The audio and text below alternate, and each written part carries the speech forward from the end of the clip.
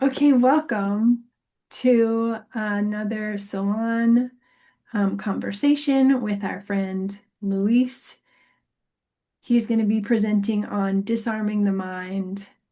Welcome, Linda. And this is a topic that I'm personally very interested in, and I'm really excited to hear Luis's take on this. And I have a few suggestions, requests for us in the way that we are with one another. I think everyone here right now is really familiar with, the kind of culture that we create, but I'll say it again anyway because I find it's helpful to remind us all that we are cultivating co-creatorship here together with a practice of shared discourse. And some ways that we suggest doing that are by connecting with the self, sharing humbly from our own direct experience, and practicing that kind of connection with the self that facilitates connection with other self. And so we're also practicing listening to others for resonance, listening to overlap, to shared truth, listening for where what is being shared resonates for me. And then also where there isn't overlap or agreement, there's space for that. So that we're not trying to convince anyone else of our perspective. We're not all trying to leave this call agreeing. It could be that we all agree by the end of this call, but that's not the aim. We're not aiming to convince or all agree. We're really giving space to varying perspectives and to free will in this conversation. Yeah, and all of that is our suggestions for ways to share the path. So again, this is the Sharing the Path Salon series. So we're sharing the path of the open heart, and those are our suggested ways to do that. So let's now take a moment for prayer before we hear from Kent, who's going to introduce Luis. To allow yourself to find stillness, find your center.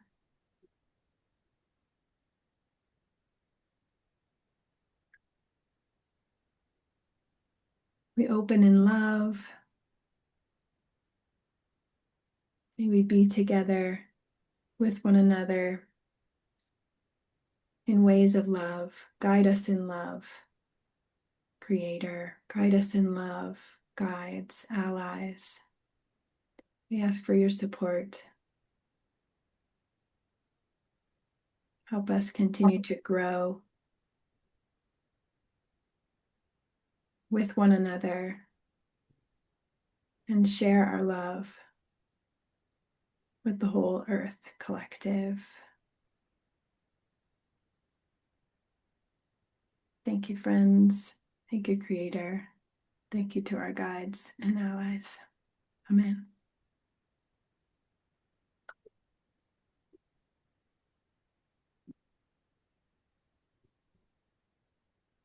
Welcome, Jonathan. All right, your turn, Kent. Okay, great. So I had a little chat with Louise on the phone 2 nights ago, and probably many of you will have had the experience that when you communicate with some people, some people you feel a bit of tension in your body when you communicate with them, stress and so forth. And with others, you feel a lot of ease in your body, ease and comfort. And when I talked to Louise 2 days ago, I felt very comfortable in my body. I felt a lot of ease in my body. My energy centers and chakras felt very open. To me, that indicates that I'm talking to a person who is energetically very well balanced and healthy. So that's the energetic impression I got of Luis when I talked to him 2 nights ago.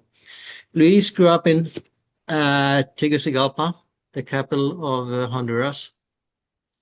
And when he was 18, he moved to the US, where he went to college and studied uh, to an MBA degree. He's worked most of his life in finance until recently. In 2016, he found the Law of One material.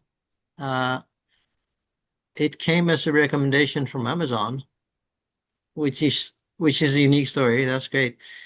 I love to hear the stories of how people found the Law of One material, and that's one I haven't heard before. So Amazon led him to his spiritual awakening, which I think is a very neat tale.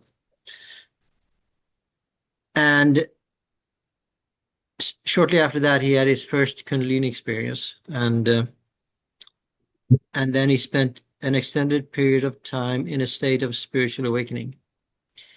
He called it Satori. I didn't know what Satori was, so I had to ask him. It's a Japanese Buddhist expression for a state of spiritual awakening.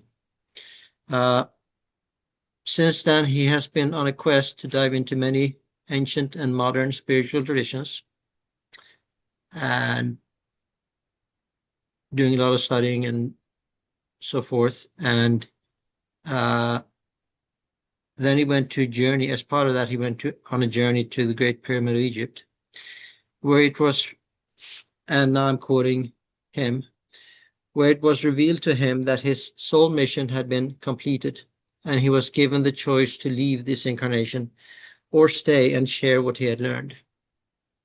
And of course, obviously, he chose to stay and share his knowledge, which we are all very grateful for. Thank you, Louise. So last year, he left his finance career and he started his Open Sun Foundation. And as of December of last year, that's his full-time occupation is working with his Open Sun Foundation. And he has a website, which I will put in the chat later on, so you can all see that. And I will put it, I can send it out in Telegram and in an email too, for those of you who would like that. Through his Open Sun Foundation, he offers readings and healing work. And the healing work includes reprogramming and balancing of the mind. He creates content focused on the development and healing of body, mind, and spirit, offering understanding and practical techniques. And so with that, I will leave the floor to you, Louise. Thank you very much, Kent. That was a wonderful introduction, and definitely feel a lot of love. So thank you. Thank you. And also thank you, Wes. That's a beautiful intro and a wonderful prayer. Okay, so let me share my screen. Make sure it looks correct.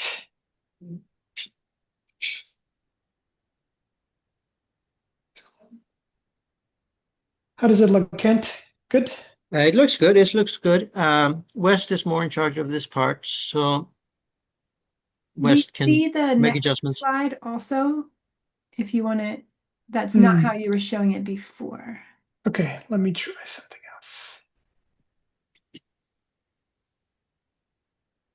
There we go. That's how you had it before. Okay, excellent. Yeah, Perfect. yeah, that looks great. Great. Well, thanks to everyone that's here. And I'm very happy with this group. I know all of you personally, and obviously love all of you very much. This presentation is my attempt to pull a lot of the key concepts of the book Disarming the Mind that I recently finished writing. I'm currently going through the professional editing phase and will be publishing soon. And yeah, it was an interesting experiment. There were so many things I wanted to pull into this, but alas, I realized that there's only so much that can be talked about briefly. So my intention is to just go through the presentation really without making any pauses.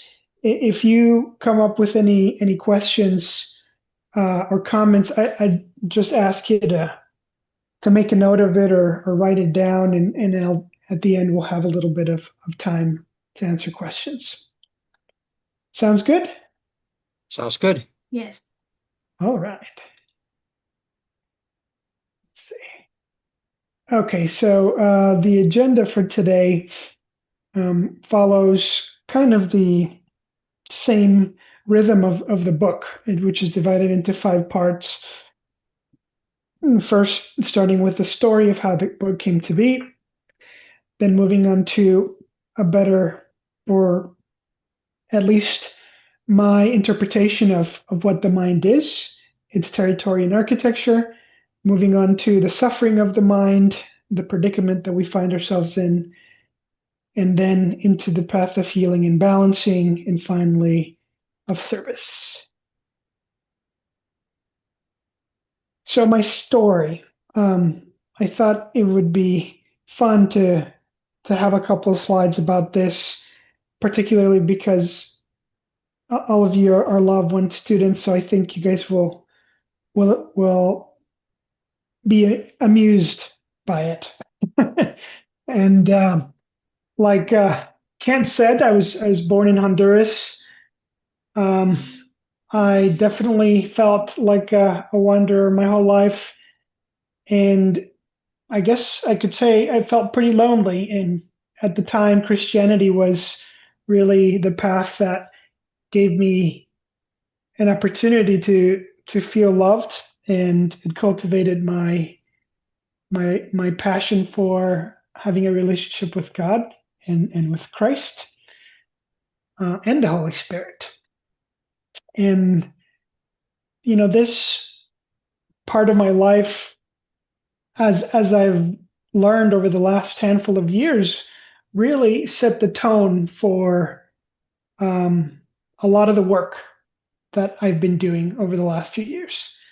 And I think you all will relate to that. And it's very interesting how it's something that most people don't realize. So after growing up and feeling like I didn't fit in, like many people, I decided to make myself fit in. So I went after all the things that you're supposed to go after to be a well-liked, successful person. And this was an interesting stage of my life. I was already here in the US. I actually had a lot of fun, I would say. And also something that I can see in hindsight is I even experimented somewhat with the negative path, not knowing what that was, of course, at the time, but trying to, amass personal power and thinking that imposing myself over others was a way to benefit everyone. So this, was a very cathartic part of my life. But what happened is the more I pushed into that direction, even though I was achieving a lot of the things that I set out to achieve, I had a growing desperation inside of me. And this desperation had a little depression in it. It had some rage, and I had no idea why I felt this way. But what I did realize is that I was lost. I didn't know what I wanted or who I was. That's when I decided to go back to school, get my MBA. And with that student mindset, like Kent said, I was shown that blue cover, that bright blue cover in the bottom of my screen in a checkout screen of Amazon. And there's just something about that blue color, right? I was like, "Ooh, what's this? Something about an ancient astronaut? That's weird." And I just felt the big tug, in my heart. And so I decided to buy it.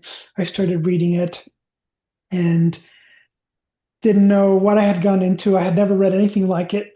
So I thought, this is probably the craziest book I've ever read. But the more I read it, the more alive I felt, the more I felt that I had been looking for this my whole life. Truly, that's what I felt. Um, so I started to just feel an intense joy. I couldn't believe that I had found this book, so randomly. And everything that was discussed in there, I passionately took it in. I applied and practiced everything that was said, every book that was mentioned by Ra. I looked it up and I read it. I was just like on fire. And this inner seeking uh, really climaxed about a couple years in, as Ken said, when I had my first Kundalini experience, which was a partial Kundalini at first. And after this, a lot of the things that I had read about, I was experiencing inside myself. And even though I had never doubted everything in that book, there was nothing like the experience, of course. And after about a year of, like, I guess you could call it a spiritual vacation, where I was living in ecstasy every day, I was giving a message by my higher self that it was, I guess the vacation was over and it was time to go back to school. So uh, this was an interesting stage in my life where I moved to another city. I got a new job, and the vibrational atmosphere I was in was completely different. And this made me essentially come crashing down in vibration. But I had a purpose. I was told very specifically, right, that earthly personality that I thought I had left behind, that I thought was gone forever, was very important, and that it was part of my service and my biggest lesson to go back to that personality and to integrate it into my soul. And so this is what really opened up my thirst for the wisdom traditions and psychology and self-healing and all these other, avenues of development, is because I knew, my mission was to work on this part of me that wasn't just my earthly personality, but the part of me that is also a part of this planet, right? The planetary consciousness that we all share. And so I spent many years not only reading books, but being taught, practicing, and developing my own art, I guess you could say. uh, so this all of this work led up to Portugal. That was in 2024. My wife and I decided to move to Portugal. We and our son Roman. Um, I really just felt nudged, frankly, to move. There was several messages I had gotten, and I thought it was going to be a blast, which a lot of it was, but also it was very hard. Um, I actually went through a pretty intense dark night of the soul there. But what I realized was that it was a purging process. So a lot of the very, very deeply seated traumas and emotions that I think I had just struggled to work with in the years prior, I had no choice but to let them come out. So after this super intense period, somehow I got invited by my business partner to go to Egypt, because on his birthday he wanted to go, to Cairo, out of all places, and he even offered to pay for my trip. So I really didn't have much of a choice but to say yes. And little did I know that there would be a pretty significant event that happened there. As the trip approached, I started to get dreams that were very strange, essentially about people saying goodbye to me, and a lot of scenes in which I was being celebrated, like for like graduating from high school, and like about to leave, and I didn't really know what to make of these things, except I had this eerie feeling that maybe I'm going to die. And so I didn't quite understand what all of that was about. But when I was in Egypt, the day that I went to the Great Pyramid and was able to go inside the King's Chamber, which was an awesome experience, a lot to say about that. Uh, that very day, right afterwards, I was presented with a death door, and I was given the opportunity to leave. And essentially, I was told that I had a choice. I had a choice to accept that my core curriculum in Planet Earth School was done, so I could leave, or I could stay and take some electives, and of course, offer myself for service. So I chose to stay, and ever since that moment, pretty much everything in my life changed fairly quickly. Moving back to the US, leaving my job, having no idea what I'm going to do with myself, but having this undeniable certainty because of what I had experienced that I was being led. So a few months later, the Open Sun was born. Actually, Morris and Mike Nichols are part of the board of directors, and I'm very, very happy to have them as a part of the Open Sun. And really, the Open Sun is me offering everything I learned from those years of working with that persona of Luis, that earthly personality. So I offer that in individual work as well as in writing content. So that's where this book comes from. And to be clear, even the name of the book was given to me like a bolt of lightning by my guides. So I thought it was a great idea too. Okay, moving on. So as we begin, I'll start with really a definition of the mind. Now, to be specific, there are three concepts that I go into in some depth in the book, which are consciousness, mind, and spirit. I think mind and spirit are more easily differentiated by everyone here, but consciousness and mind is something that is not so clearly thought of. And I think actually Kuo defined consciousness as the I am. I remember reading that a few years ago, and that stuck to me.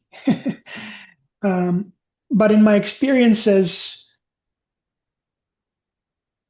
in terms of meditation, in terms of experiencing the silence, right, the presence of I am is undeniable. And essentially, everything that comes after I am is mind. Every single definition, explanation, question, every possible word that could come after that is the mind. And so the mind, as I understand it, is an instrument. It is the interface through which consciousness experiences itself. Now, spirit is the shuttle that not only carries consciousness, but connects consciousness infinitely to cosmic energies, cosmic intelligences, and to infinite intelligence, which I know everyone here knows what that means. So, with the mind, the understanding that I have gone into some length to in the book is essentially that this interface connects us to an infinite matrix of mind, right? And so when we think, it's not always just personal thought, right? We do have a lot of biases and a recollection of images and narratives in our personal myth about what life is. But the mind is really a territory. And there are 4 types of mental activity that I define here. Conscious thought being everyday mental activity that we're fully aware of, like reading the sentence.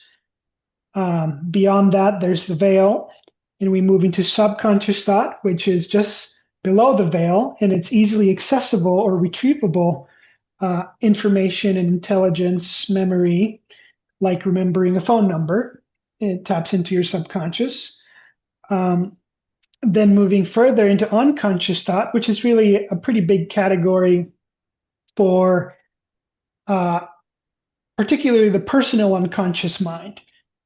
We see it in dreams, in altered states of consciousness.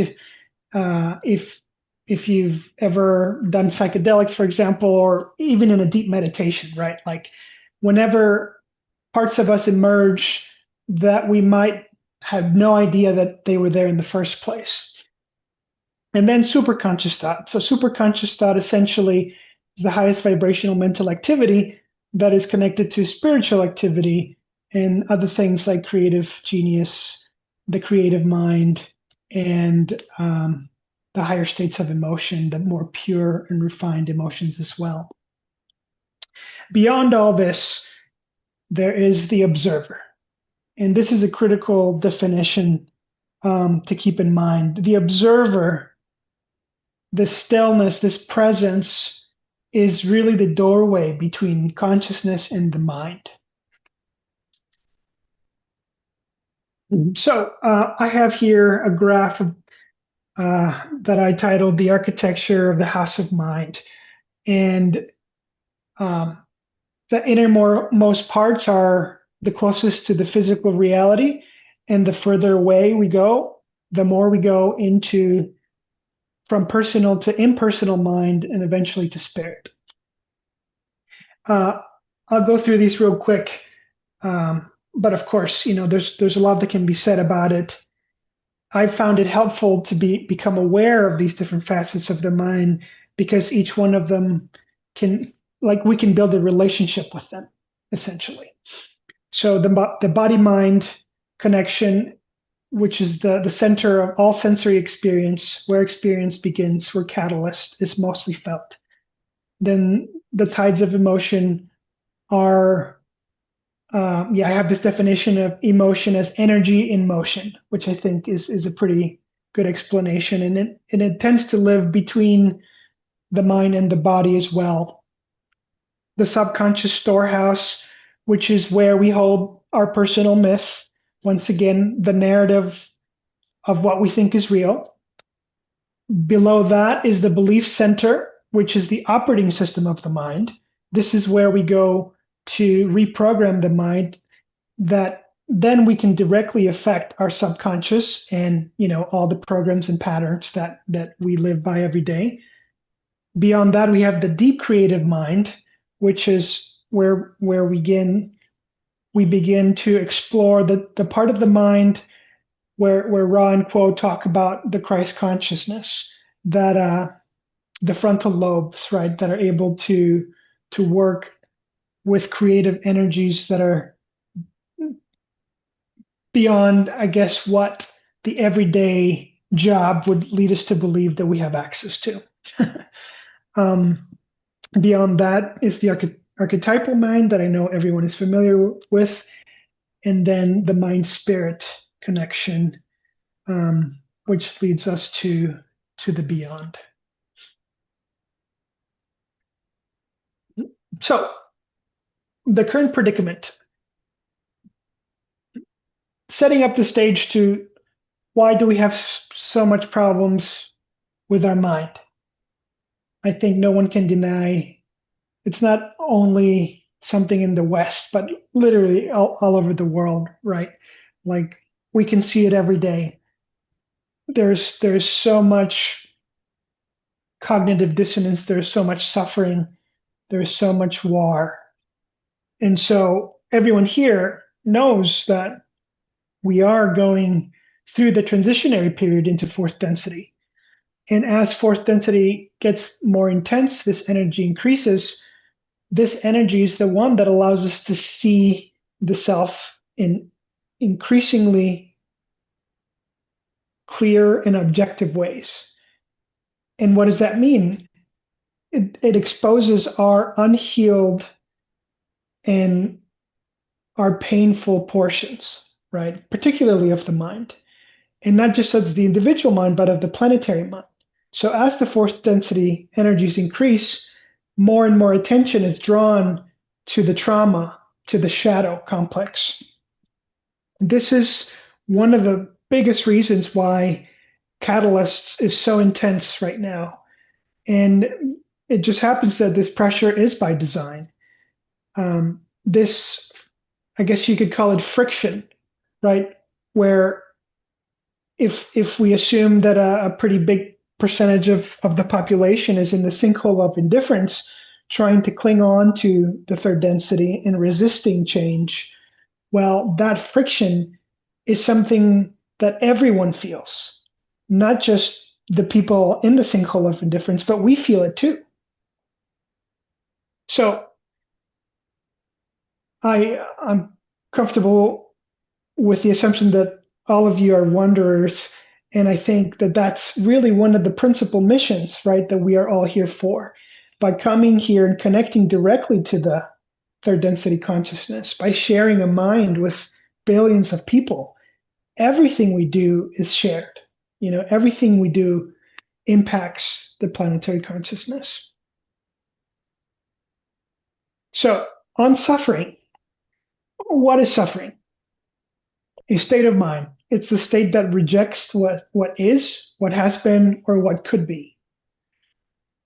And this is one of the biggest clues for understanding how our mind thinks about time, right? Regretting the past, resisting the present, or fearing the future. You know, these are all projections of the mind. They are not real. We are projecting an imaginary reality that we don't want.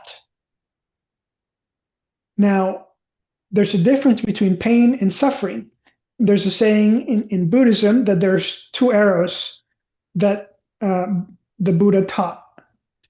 The first one is the pain, let's say that a catalyst gives, right? It's undeniable. But the thing about pain is that it's a signal.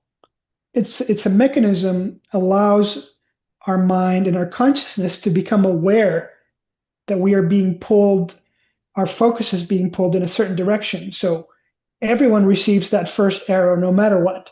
But the second arrow is one that the mind shoots to itself. It's our own wound that comes from resisting, rehearsing the past, and retelling ourselves about the pain of the first arrow. A couple of other points here related to suffering. One is unmet expectations. You know, expectations are another way to think about, you know, every time we suffer, there's an expectation being unmet, right? And so essentially this is where we start playing roles, right? Where if we buy into the point that an expectation that we're entitled to have our expectations met, that's where we can start to become the victim of our own lives.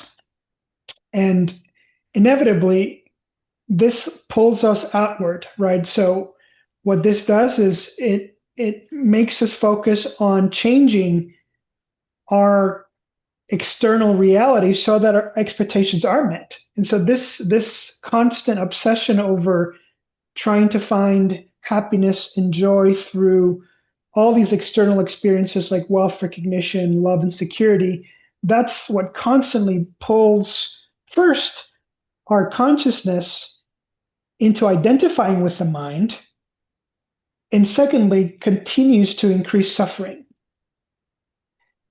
And so one of the biggest realizations I had from all my work was that all these experiences that we seek, to be happy, to have peace, to have a sense of worth, these are all inner states of vibration. And the experiences we want to have are in a way trying to cheat the system. They're trying to get a shortcut, right? That if I become a millionaire, then I'll feel abundance, right? Naturally. But of course, the irony is there's many wealthy people financially that live with a daily fear of not having enough and of losing what they have because their underlying programs are not in alignment with what they want. Okay, so moving on to imbalances in fear-based programming. This little graph on the left is something that I use pretty regularly. In Patanjali's sutras, who's pretty much a yogi from the Hindu culture that wrote a fantastic book exploring the Vedas. And he gives an analogy of a lake for the mind. And he describes that everything that moves through the lake is mental activity. So thought and thought forms are waves and patterns. And the busier the mind is, the more murky and agitated and unclear the lake will be. And it just so happens that consciousness is at the bottom of the lake, it's the floor of the lake. And so, how we learn to manage the lake determines our state of mind, and it also determines how integrated our consciousness is to our life. And so when we look at imbalance, what is imbalance? It is a fragmented mind. It's over-identified with one pole of thought while disowning its complement. It's born of false identification, self-judgment, fear, and energetic blockage. So I think that I won't get too much into details into the rest of this, but what I will say is that this image of the lake is a very useful one because when we find ourselves stuck, that we don't understand what's happening, that we feel afraid or great sorrow, right? This is the mechanism through which we can bring our attention to the lake and learn to pacify it, to calm it down.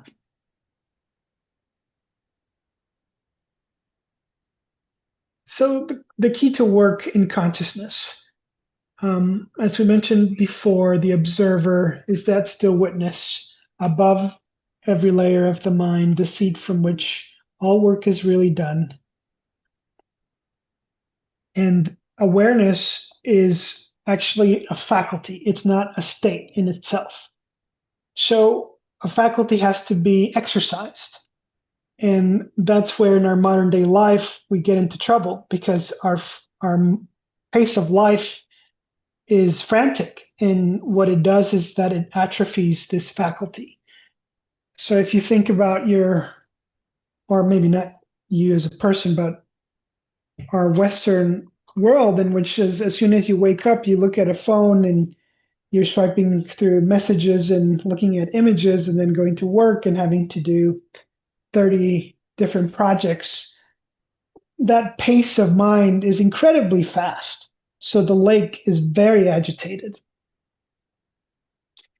And so this is where I connect, Ross' most repeated suggestion, which is to meditate. right? To bring stillness to the mind, to slow the mind down. And this practice, when cultivated over time, is what gives birth to mindfulness, right? Mindfulness is the fruit of meditation carried into the everyday life. And by holding a slower pace of mind, we are more able to allow consciousness and spirit to work through our minds and connect directly into our environments. So, this little image here, I have meditation exemplified as a rock that will fall to the bottom of the lake simply because it's a rock. So, the inherent property of meditation is that it brings us to ourselves. Concentration, I have designed as a torpedo because it's focused on one thing. And if that one thing is chosen with wisdom and understanding, then it can take you to different parts of the lake that are very beneficial. And lastly, contemplation, which I have as a fisherman who goes into the lake to fish and to see what can bubble up from the depth of the lake that could be useful. Excuse me, just get a drink.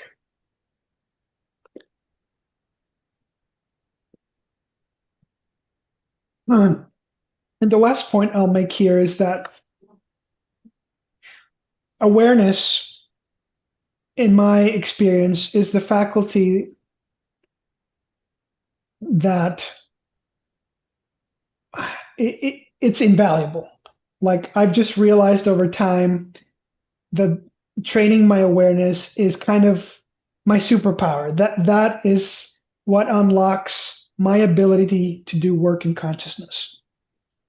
And particularly when working with catalysts and triggers and on the mind, reprogramming the mind, holding that observer, that state of the observer is the key. Okay, so what is the balanced mind? The balanced mind is integrated and dexterous. It's able to witness any experiential color, any mental vibration without fear. The mind knows that it is a tool. It itself knows. And the soul trusted to bring what is needed. So the mind is the tool for how we experience, how we respond to life, but it doesn't lead life. And that's a pretty big difference from how we've been educated, right? That we're supposed to analyze and manufacture our life, essentially, using the mind. I give the analogy of a guitarist that it's a guitarist does not discriminate with notes or strings, and understands that the instrument will be out of tune pretty often, and that's not a problem. A master guitarist doesn't flinch when his guitar is out of tune, just very quickly tunes it back into shape and keeps playing. Another way to think about balance, and Ra talks a lot about this, is about vibrational opposites. About this is where integration comes, and the fragmented mind that leads to imbalance is essentially one that heavily judges good and evil, right and wrong, and the fragmenting of the mind is what creates the shadow complex. So when we learn to see that every experience has two complementary poles that can be experienced as a part of the self, the mind becomes resilient. The mind understands that each part in this range of two opposites has value when it's used correctly, or when it's used not correctly, but when it's used appropriately.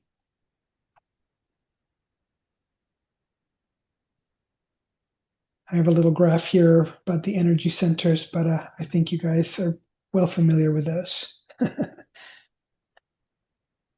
Okay, so the healing process. I think you'll recognize this. It's essentially an expanded arc from what Ra teaches. And I bring a couple of additional elements. The first one being awareness, as I've said several times, bringing conscious awareness, focused awareness, allowing that faculty of the observer to participate with the processing of the catalyst, with the processing of the pain. I have found to be a very important part of the healing journey. And saying it another way, if I do the rest of the steps without being fully present, it just doesn't work the same way. And that's where we get into trying to rely on memory and just knowing what to do versus really experiencing or allowing the deeper consciousness to experience the processing of the catalyst.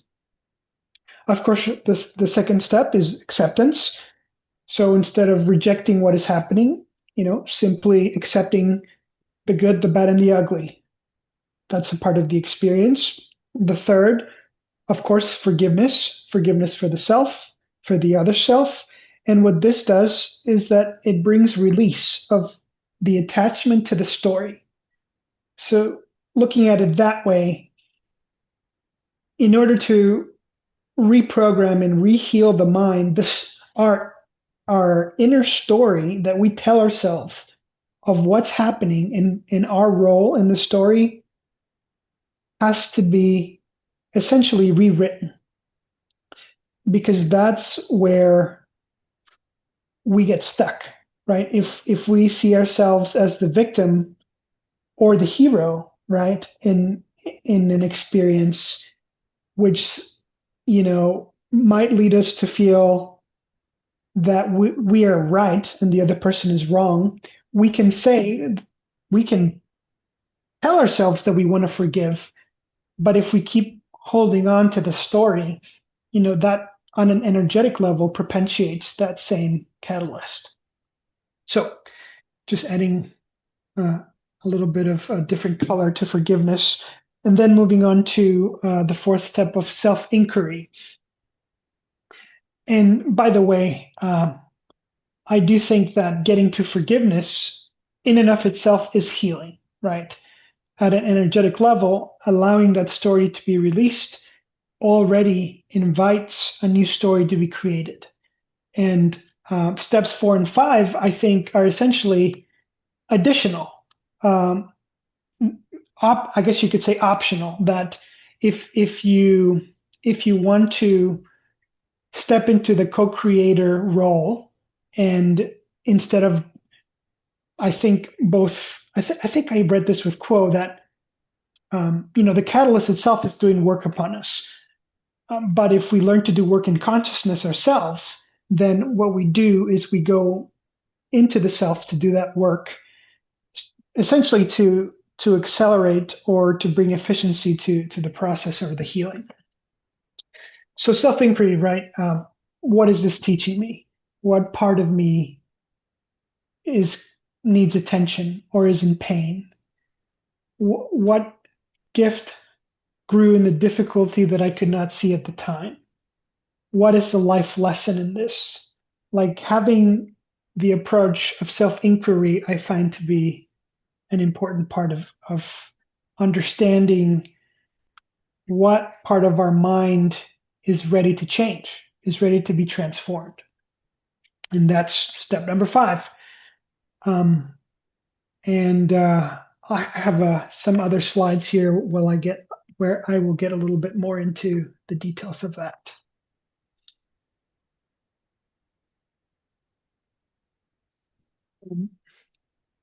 So the shadow, this is a pretty important concept. Studying Carl Jung and his research and theories have made a huge impact in my path. And I think the shadow is really one of the most important concepts I took from Carl Jung. So the shadow is an archetype shared by all humans. It's a universal pattern of what consciousness rejects. So anything that consciousness is rejecting becomes the shadow. And the shadow complex is essentially the personal lived in version of it. The emotions, the memories, the reactive patterns organized around that wound.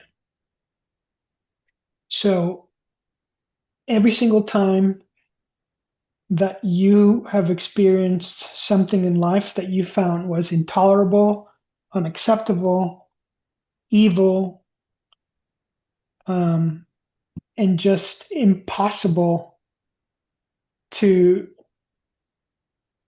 see as a part of ourselves, becomes our shadow.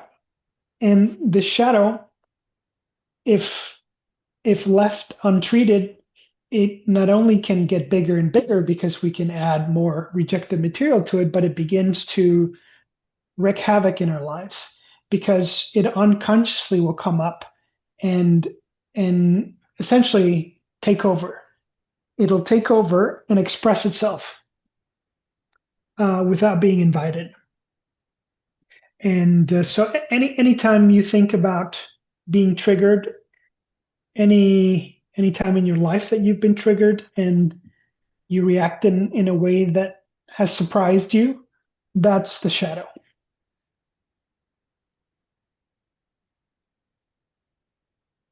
Okay.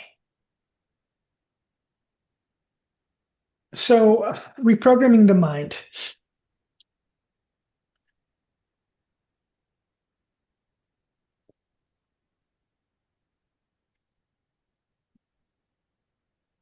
I remember sitting in a bed about 5 years ago, maybe 6 years ago, with a migraine. I had a migraine, and I think I had a stressful day at work or something, and I was just miserable. and and as I was laying in bed, I knew that I had this unprocessed catalyst that I was dealing with. I knew that that's why I was getting a migraine. But at the time, besides wanting relief, all I wanted was to figure out how to get into my mind, to understand what needed to be changed, and to just change it. And as I'm laying there and I'm saying a prayer, asking for help, I see a pair of hands right above me, and I hear, "Your prayer has been answered." And 2 seconds later, my wife walks in the room with a book.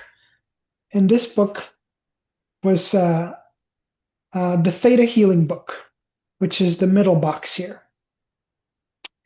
And this was my introduction into reprogramming the mind in a deep way. And theta healing is just one of many modalities out there that works in getting ourselves into an altered state of consciousness and going and identifying belief systems and shadow material and then changing it, reconfiguring it. I think that a lot of the spiritual traditions in the world maybe don't bring enough attention to this part of the work. And I think that it's an avenue that's worthy to be explored.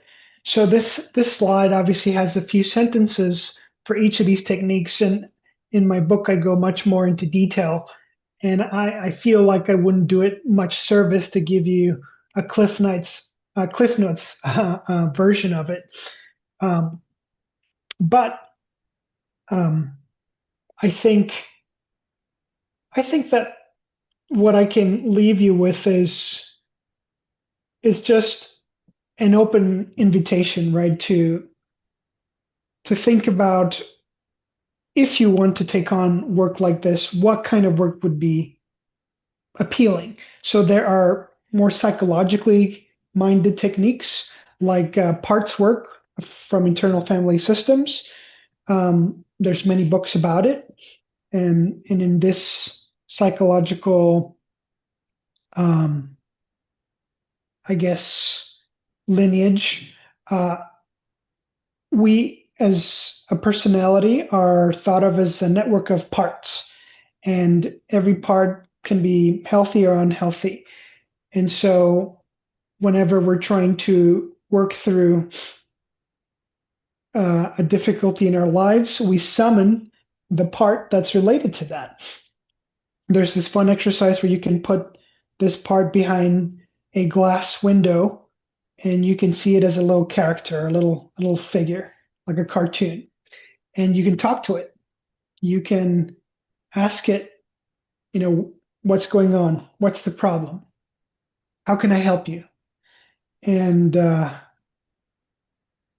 this kind of work, I think, is really effective, and I think it's gotten a lot more mainstream, I would say. So it's working through the mind in a way that's not very threatening.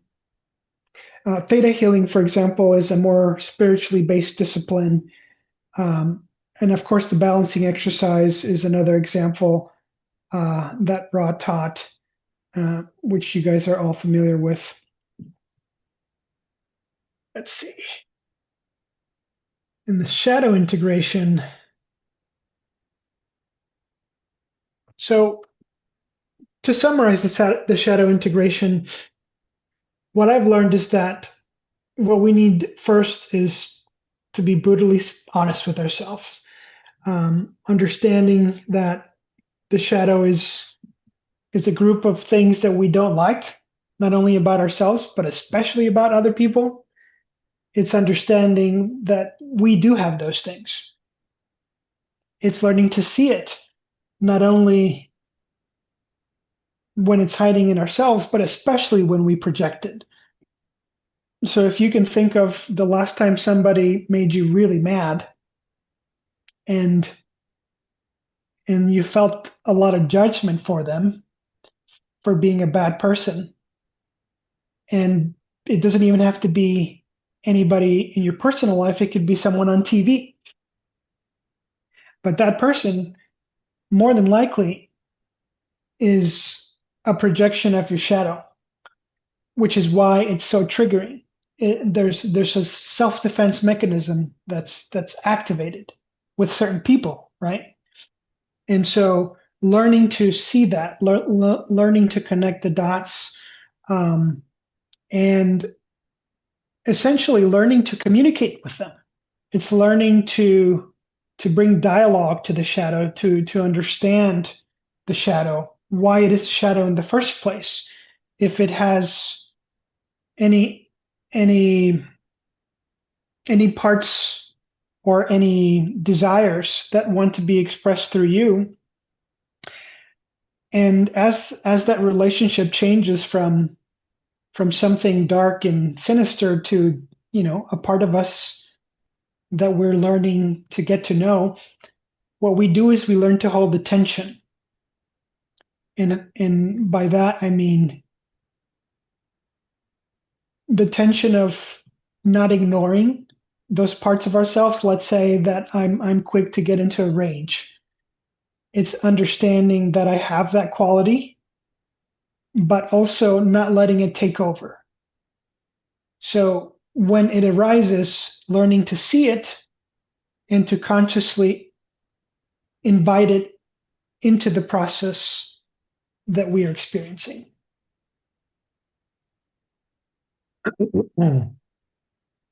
All right. So in the next slide, I have the other self and the external war. And, I think this is one of the the biggest benefits of this kind of work on ourselves and in our minds is that as we bring balance to our own mind, we share that balance with everyone in our lives, and everyone in our lives gets to benefit from it. And it's important to realize that, as Ross says, everybody is a mirror for ourselves. So understanding that everything we see in other people is a part of ourselves is what can further our quest in bringing integration to the mind. And I have here that a quote that says that the mind defends only what can be destroyed. So the intensity of defense reveals exactly what is illusion. Regarding karma and dharma, karma is the inertia of disharmonious energies and dharma of harmonious one. So as we bring healing to the mind, we cultivate more dharma. We're able to take our roles as co-creators and really live out the desires of our consciousness. And like I mentioned at the beginning, this is what is of service to the planetary mind. All right.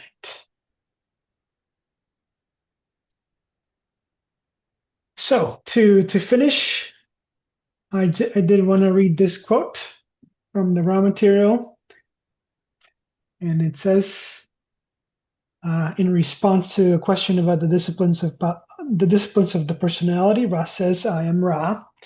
This is technique. This is not the heart. Let us examine the heart of evolution. Let us remember that we are all one. This is the great learning and teaching. In this unity lies love. This is a great learned teaching. In this unity lies light. This is the fundamental teaching of all planes of existence in materialization. Unity, love, light, and joy. This is the heart of evolution of the spirit." The second ranking lessons are learned and taught in meditation and in service. At some point, the mind body spirit complex is so smoothly activated and balanced by these central thoughts or distortions that the techniques you have mentioned become quite significant. However, the universe, its mystery unbroken, is one. Always begin and end in the creator, not in technique.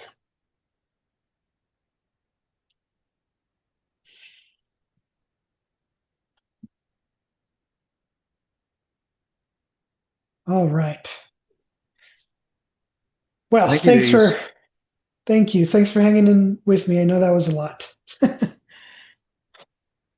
Yeah, that was great. That was brilliant. Thank you.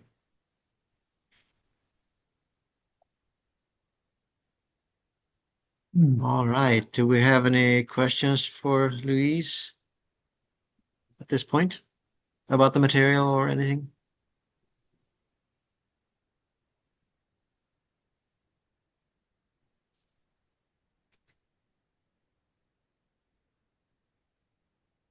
There's so much to it. It's, it's hard to start Yeah. with Quite one question. comprehensive. Lewis has done quite a job in actually walking the reader step by step through his thought process, especially for the architecture of the mind. That's pretty impressive. Mm-hmm. Yeah, Thanks, Morris. I thought it was brilliant, and some of it reminded me of the work that West is doing. Hmm. Like on the slide, reprogramming the mind, you said hold both poles as one experience. That's like that's something West does in her work. Hmm. That's awesome. Yeah, under the balancing exercise, the last part there, hold both poles Yes. as one experience. Yeah. Yeah, I noticed a lot of parallels. I'm really Yeah. interested to experience more directly how you do this. So yeah. Yeah. And Aaron has his hand raised. Hey, Aaron. Oh, you're muted. You're muted, Aaron. No, not muted.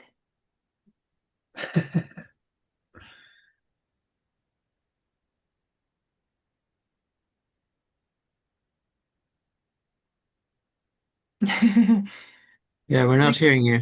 How about now? Oh, there we go. Yes. Okay. There you go. Yeah. Gosh, sorry about that. Yeah, no, Luis, I was just saying hi, first of all, and it's not so much a question, but just more of a appreciation. I feel really touched by the presentation, and I specifically am touched by your sincerity, your authenticity, your like real direct sharing of your own experience, your story to lead into what you shared with us, and I find it very profound and fascinating, and I'm very interested in it. So I'm looking forward to the book coming out. I celebrate the transformation that you just cultivated in your own life to bring this forward, to prioritize the teaching that is coming through you. And I just find very satisfying the integration of the law of one with, these sort of other traditions and techniques that all kind of triangulate how we can be more effective in our, in our path and what we're here to do. And yeah, I just feel really activated by your presentation, and I appreciate you so much. I just wanted to say thank you. Thank you as well, Aaron. And, even though all these slides were like, I guess, technique driven and like definitions and so on and so forth, in the book, essentially, I bring my life into all this, right? And my experiences. And so I do think that, it takes on a different color, right? when it's applied. But thank you so much, and I'm very thankful to hear that you feel activated. Yeah. If I may mention, nobody else has their hand up. 2 nights ago, I had a dream, interesting dream, which I was reminded of when you were talking about from the highest to the lowest vibration on the slide, what is shadow. I had a dream 2 nights ago that at the beginning of the dream, I was flying. I often have dreams about flying. And I was just soaring. I was just feeling so high and so amazing and liberated and, spiritually liberated. And yeah, such an amazing feeling. But then as the dream went on, I found myself sinking back to the earth and then going into this deep, dark forest. And suddenly I found myself walking through a really deep, dense, very dark forest. It was so dark I could barely see to walk. I was walking on a path. It was like a pine forest. And the darkness was so deep I could barely see where I was setting my feet. Mm. And I was thinking, I want to get out of this and I want to get back to flying and soaring, but I couldn't. Mm. So I just accepted, okay, now I'm here now. So this is the experience I need to have now. So I just continued walking through that deep darkness. Mm. And at first I wanted to get out of it, but then I just accepted, okay, this is where I am now. So, and then I woke up. Yeah, that is very profound, and I think we all have experienced it a few times as humans. But I think what's brilliant is you accepting it, and Mm-hmm. I think that's where the integration comes, the healing comes, right? Is from seeing that darkness that is a part of us. Right. Yeah. It was interesting. To me, Ken, Awesome. it seems like your pre-incarnative experience when you're flying, and then Yeah. you're incarnate with the veil, and you're in this dark forest, but Yeah. you accept this is where I am now and Right. Mm. move on from there. It strikes me as what we're all doing. Mm-hmm. Mm. Yeah. Right. Good point.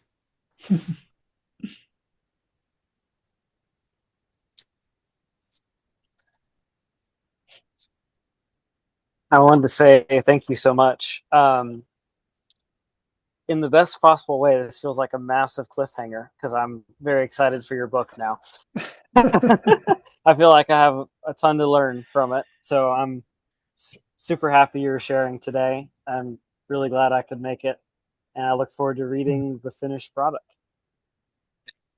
Thanks, Jonathan. I appreciate that. And it's good to see you. Yes, great to see you also.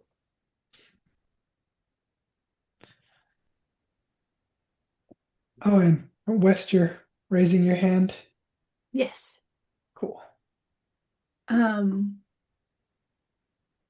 Yeah, I have some things to share also. I was really positively impacted as well. And partly just through getting to hear, some of the recent chapters of your life, I haven't had a deep drop in with you for a while. And so, yeah, it was just moving to hear what's been playing out on the stage of your life. And yeah, there were many pieces that stuck out to me, and one question that I have, there were on most of the slides, maybe every slide, there was a, a piece in quotations, and the quotes were so poignant, like just this like each one felt like a lightning bolt, just like true, true, true. And yeah, my question about that is, are those just quotes from the book itself? Yes. Got it. Yeah, cool. And then how so they your words? Yes. Yeah, so all of the book came through you with your guide's support. That's right. Wow. Yes. Yeah. It was fun. Yeah. It Yeah. was a fun experience.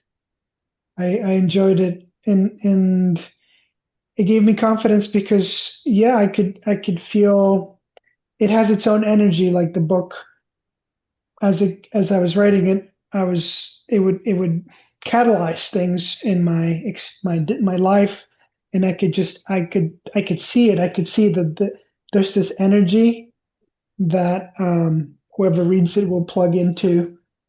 Uh, but of course, you'll have to tell me if you think that or not. Yeah. Well, I mean, it's already impacting me. Just I feel like the quotes themselves, just the way that they felt so crystallized, like taking a complex topic, each one, and then just like just making it into this really simple, refined point. It's Mhm. like, wow, it was really impactful. So yeah, thank you for that. Thank you. Yeah, as I keep saying, it was really brilliant. Anybody? Okay, I have my hand up. Can I go? Are you finished, West? Okay, thank you. Can we look at the slide key to work in consciousness? Let's see. Is it easy to go back to it, or we Key, can just talk yes, about it? here. Okay. I can pull it up if you want. Yeah. Okay, let me just share my screen again. I think I stopped.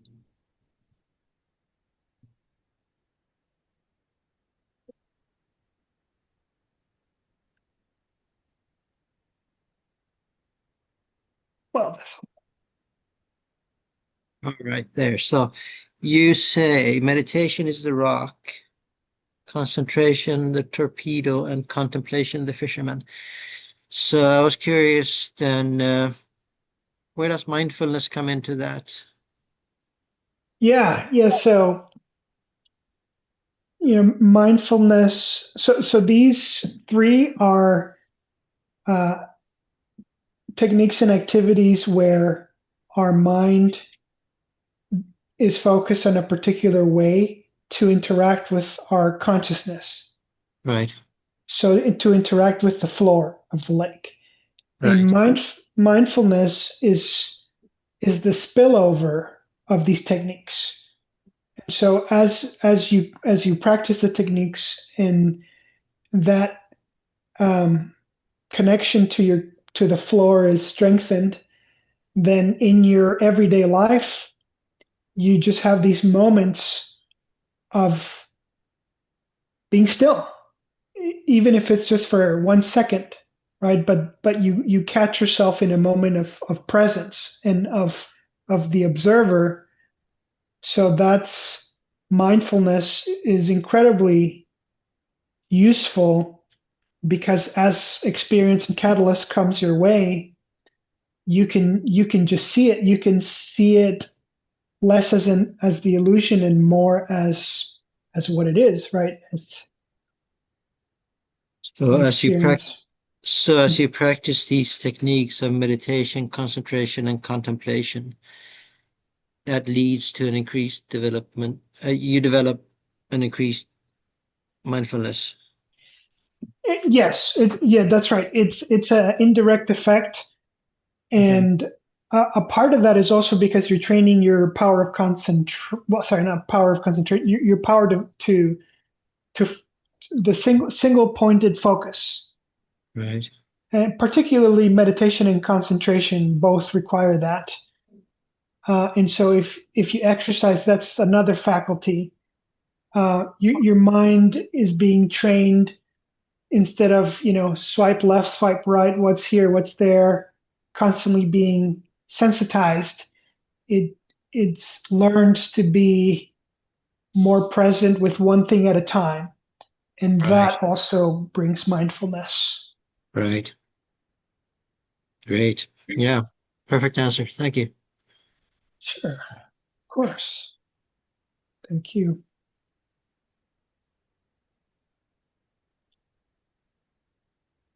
I also really love the slide after that, the healing process slide with the 5 phases. Oh yes, Is yes. that can you relate those to the densities, you think? I don't know. I maybe not, but I was just thinking. Maybe Uh, awareness is like related to third density and acceptance to fourth density. I don't know. yeah, that's interesting. I had not thought about it that way. No. But I see your point. So actually, if personally, this is how I see it. Um, I actually see conscious awareness is the one that can, you know, it's the faculty that can exercise all the chakras, and I think for me personally, like the indigo ray is when I focus on being aware of just being aware, I really feel it in my indigo ray. Okay. I Yeah. agree with you that acceptance and forgiveness do feel very much heart oriented. Mm-hmm. So I Right. totally agree with you, and I do think maybe self inquiry is maybe some Blu-ray, Yeah. I was thinking that. Yeah. Right. like being honest with yourself and Mm-hmm. looking at the big picture of what's going on, right? Right. The lessons, the structure of the life. So I see that. And then balancing and reprogramming, that's interesting. I mean, you know, anyone can think about creating new habits, for example, but that's probably done through the yellow center in sheer willpower. Uh, but I think the potential is to do it through the higher energy centers, right? The Right. balancing and reprogramming. Yeah. I think of the Indigo Energy Center as a place where we integrate and balance uh, the lower chakras and previous experiences. Pretty So the cool. balancing reprogramming sounds to me like an indigo exercise. Yeah, I think it can be if you want it to be, and that's certainly how I approach it too. So I agree with you. Yeah. That's cool. I hadn't noticed that.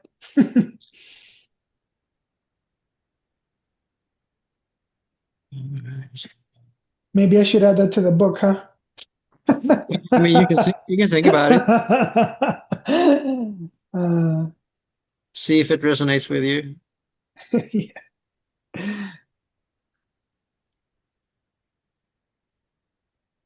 All right. Anything else? Any other questions?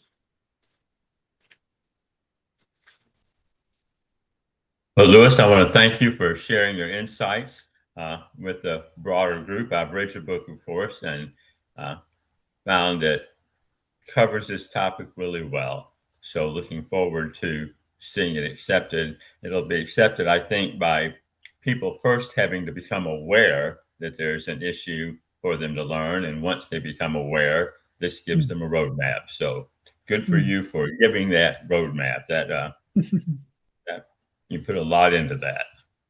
Yeah. Thank you, Morris. I appreciate that. And thank you for the support. And I know you've given me some pretty good feedback. So thank you. Be blessed, everyone. Namaste. Namaste. Yes, you too. All right. We have about 4 minutes to go. Cool. Anybody else want to comment or ask anything?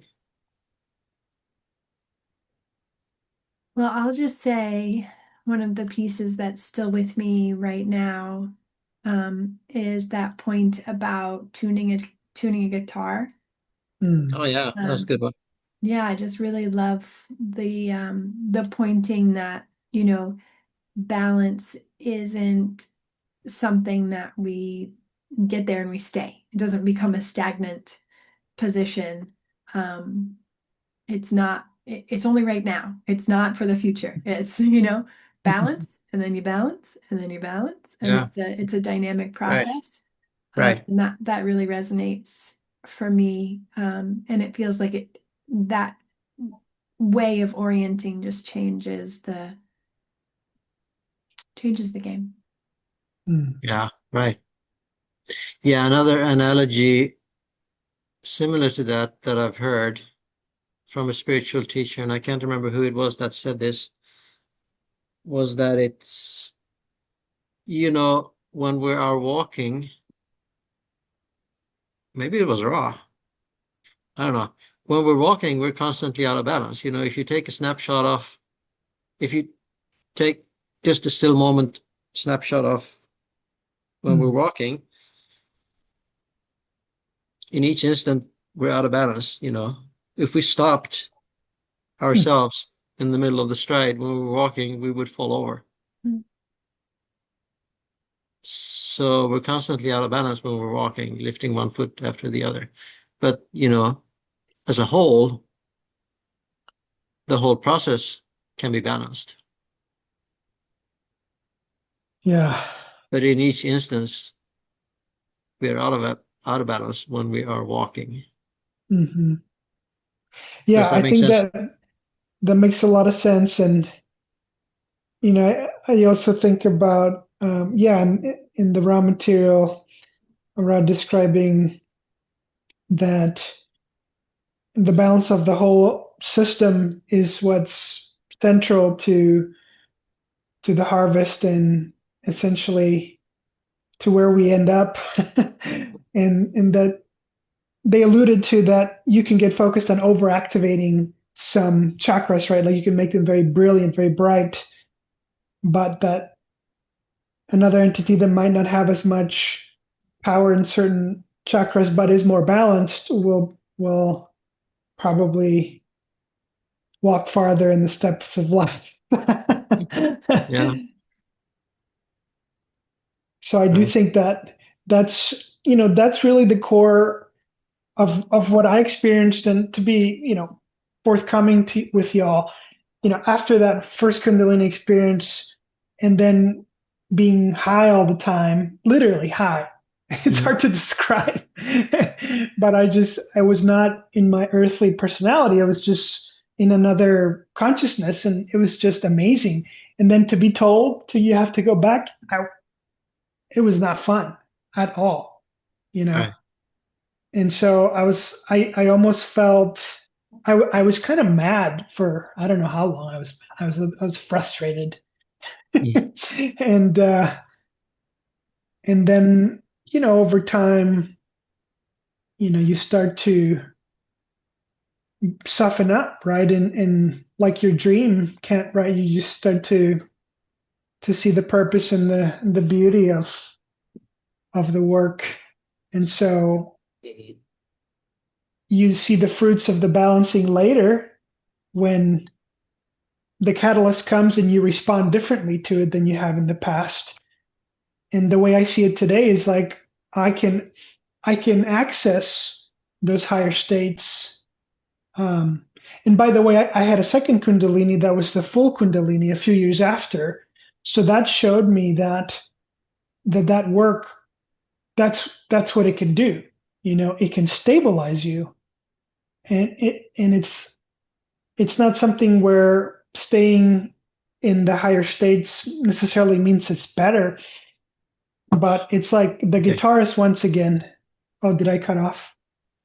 Oh, maybe it was my connection. It says my internet connection was unstable. Okay. So you're probably fine.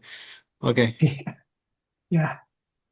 Well, I was just saying that it's going back to that guitarist thing too, not just with the strings, but like with with the not being biased, the lower and the higher strings, right? Like it's not like the solos and the higher strings are better because they're more flashy.